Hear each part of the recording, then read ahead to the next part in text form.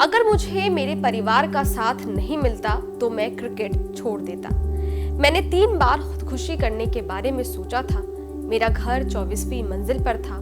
मेरे परिवार को लगता था कि मैं कहीं अपार्टमेंट से कूद ना जाऊं। ये शब्द भारत के स्टार गेंदबाज मोहम्मद शमी के थे। ये वो समय था जब उन्होंने अपनी जिंदगी के सबसे कठिन दौर का जिक्र किया था। लेकिन समय के साथ साथ कठिनाइयां कम हुई और शमी इतिहास लिखने चल पड़े। आज शमी की गेंदबाजी का लोहा दुनिया मान रही है।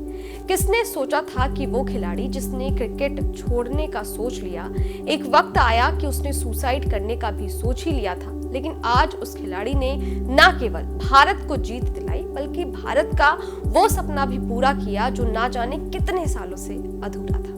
उन्होंने बुधवार को न्यूजीलैंड के खिलाफ खेले गए वर्ल्ड कप सेमीफाइनल में 7 विकेट चटका कर भारत को शानदार जीत दिलाई।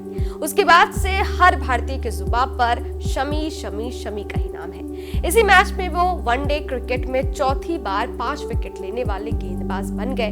इसके अलावा उनके नाम एक और गजब का रिकॉर्ड दर्ज हो गया है। वर्ल्ड कप में 50 विकेट लेने वाले वो पहले भारतीय गेंदबाज बन गए हैं। यहाँ तक पहुंचने की राह शमी के लिए बिल्कुल भी आसान नहीं थी। पिछले कुछ सालों से शमी कई आरोपों और विवादों से जुड़े रहे।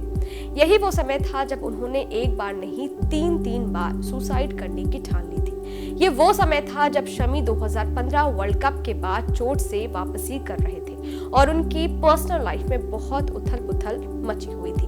लेकिन किस्मत में कुछ और ही लिखा था। परिवार का साथ मिला और वो अपने बुरे वक्त से लड़कर इस मुकाम तक पहुंच गए। दरअसल 2020 में कोरोना काल के दौरान रोहित शर्मा के साथ एक इंस्टाग्राम लाइव में शमी ने सुसाइड का ख्याल आने वाली बात का खुलासा किया था। उन्होंने कहा था कि मैं 2015 वर्ल्ड कप में चोटिल हो गया था। इसके बाद टीम में वापसी करने में मुझे 18 महीने लगे और वो मेरे जीवन का सबसे मुश्किल दौर था। आप जानते हैं कि रिहैब कितना मुश्किल होता है और उसके बाद पारिवारिक समस्याएं, ये सब चल रहा था और इसी बीच IPL से 10-12 दिन पहले मेरा एक्सीडेंट हो गया। मीडिया में काफी कुछ चल रहा था मेरे निजी मुद्दों को लेकर। शमी ने आगे कहा था कि मुझे लगता है कि अगर मेरे परिवार का साथ मुझे नहीं मिला होता तो मैं क्रिकेट छोड़ देता।